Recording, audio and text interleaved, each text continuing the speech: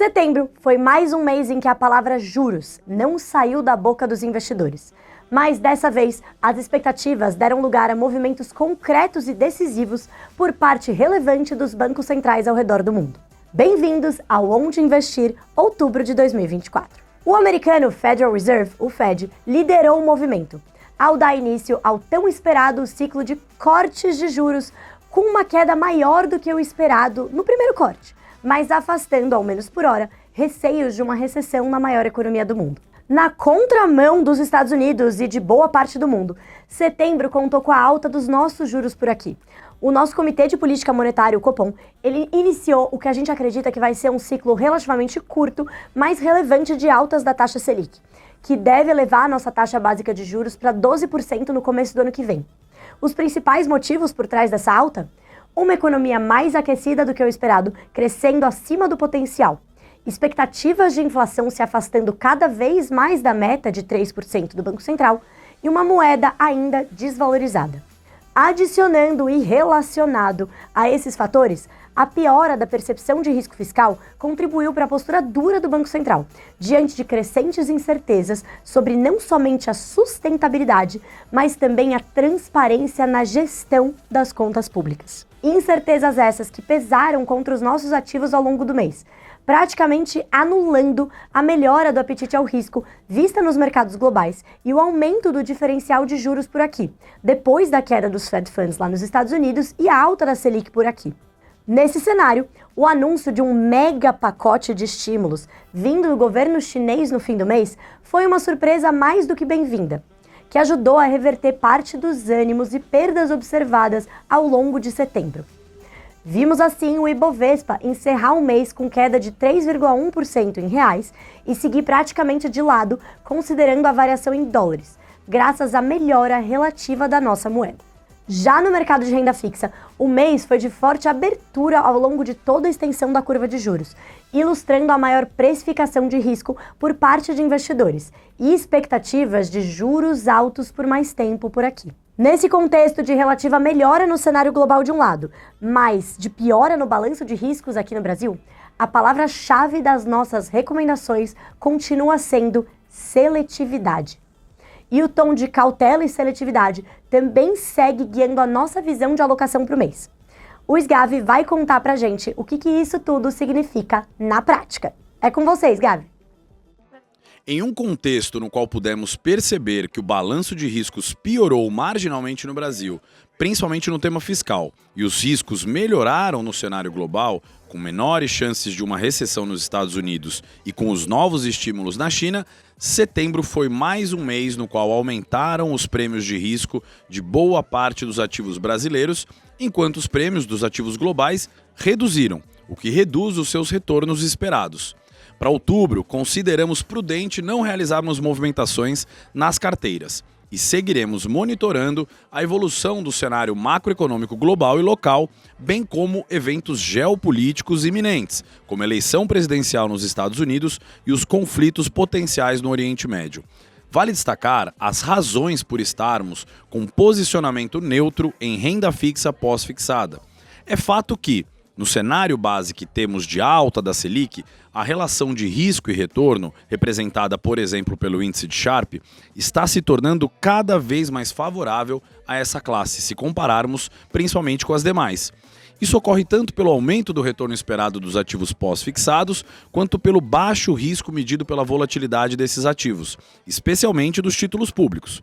A cautela vem para a parcela de exposição em títulos bancários e crédito privado em CDI, pois há uma grande dispersão dos prêmios, os spreads de crédito, seja pelo rate da empresa emissora, seja pelo setor dessa empresa, no caso dos títulos de crédito privado. É importante evitar, nesse momento, emissões privadas de empresas excessivamente alavancadas, de setores cíclicos, principalmente se os títulos tiverem vencimentos muito longos. Outro destaque pode ser a motivação do nosso posicionamento neutro em renda fixa global. Com a queda das Fed Funds iniciada em setembro pelo Banco Central americano, a curva de juros dos Estados Unidos se desinverteu após pouco mais de 2 anos em que as taxas dos títulos curtos e intermediários estavam mais elevadas que as taxas dos títulos longos.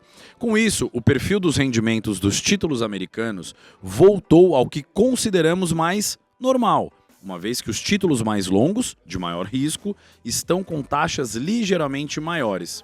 Além disso, esse primeiro corte de juros promovido pelo Fed teve como efeito impulsionar a demanda por crédito, mantendo assim os prêmios, os spreads de crédito, ainda bastante comprimidos em comparação aos padrões históricos.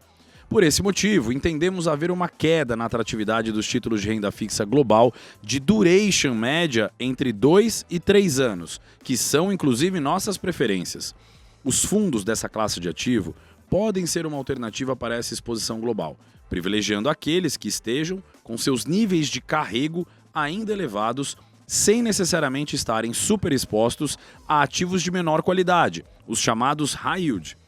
Investimentos em fundos de renda fixa global na versão com hedge cambial podem oferecer, neste momento, um ganho adicional relevante do diferencial de juros entre Brasil e Estados Unidos, o chamado carry, que voltou a se elevar recentemente. Mais detalhes você pode encontrar na nossa carteira recomendada ou no relatório mensal de alocação.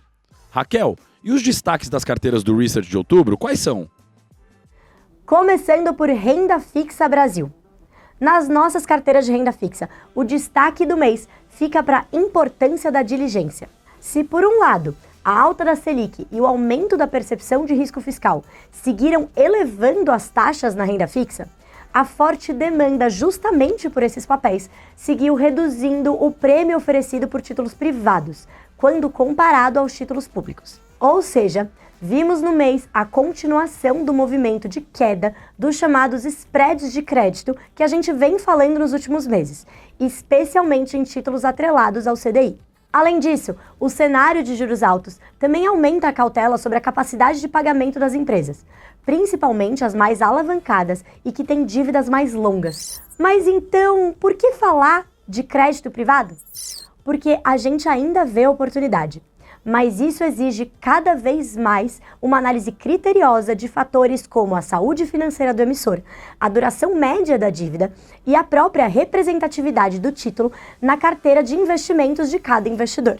Por isso, a gente destaca esse mês a nossa carteira de crédito privado, composta por títulos de diferentes emissores e durações médias, ponderados de acordo com a nossa visão de alocação para essa classe de ativos. Outra forma de se expor a essa classe, mantendo a visão de seletividade, é por meio de fundos de investimento em renda fixa com gestão ativa, que podem ser encontrados na nossa seleção Top Fundos. Confira ambos no nosso site de conteúdo. Agora indo para a Renda Variável Brasil, Bolsa Brasileira. Em outubro, o tom das nossas carteiras de ações segue o destacado ao longo dos últimos meses e também para as outras classes de ativos, cautela e seletividade. Afinal, no cenário atual de elevação de juros e piora na percepção de risco fiscal, e diante da recente valorização da nossa bolsa, encontrar o equilíbrio entre risco e retorno na escolha das ações se torna ainda mais desafiador. Dito isso, a gente ainda tem uma visão positiva para os fundamentos micro, ou seja, olhando para os fundamentos dentro das empresas da Bolsa, principalmente diante de expectativas positivas para a temporada de resultados que vai começar agora em outubro.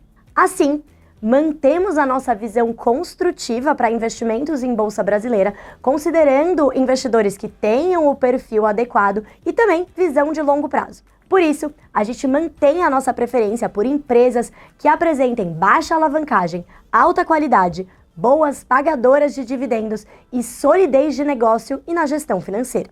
Nesse mês, portanto, destacamos a nossa carteira ESG como parte dessa estratégia.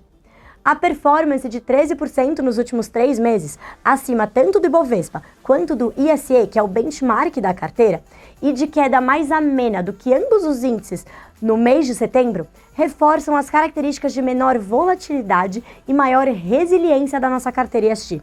Ou seja, uma alternativa sólida na busca por uma alocação mais defensiva, focada na alta qualidade, porém sem abrir mão de potenciais ganhos acima do mercado no longo prazo. E por fim, mas não menos importante, vamos para a renda variável global.